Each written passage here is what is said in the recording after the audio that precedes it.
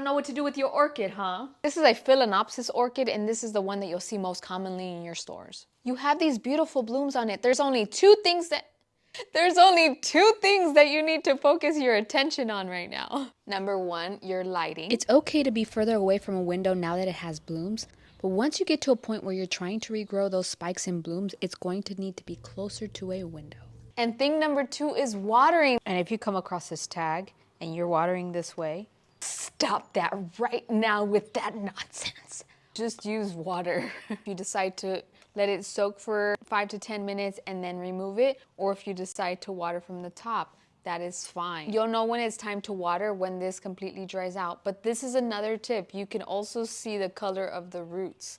If they are green, they are still hydrated and they are still good to go.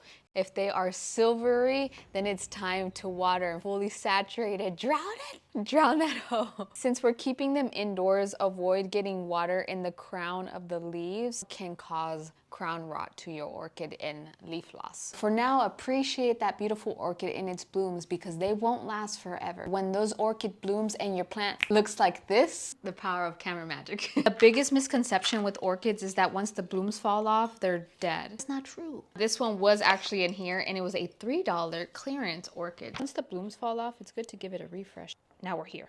Black and soft, not good. Green and yellow, healthy. Thin and papery, not healthy. Disinfected my shears.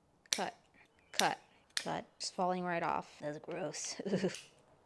That's all that's left. 3% hydrogen peroxide had some rot, so I'm just giving a little pumps here. I can decide to do two things. If I have dry and crispy spikes, cut all the way down. Or now that they're healthy, I could also choose to cut all the way down. It takes a lot longer to grow a whole spike, so you could also choose open flaps. Find the one that's covered in sleeping, unopened, and the opened.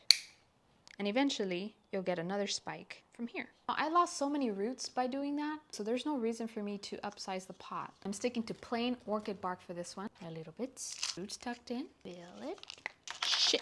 I shimmied too hard. In nature, orchids actually grow on trees. And so those roots, they want airflow, a lot of it. No soil for your orchids. Shimmy that orchid bark to settle it. Now that we have no blooms, you can start incorporating your orchid fertilizer. So great, you're so sweet.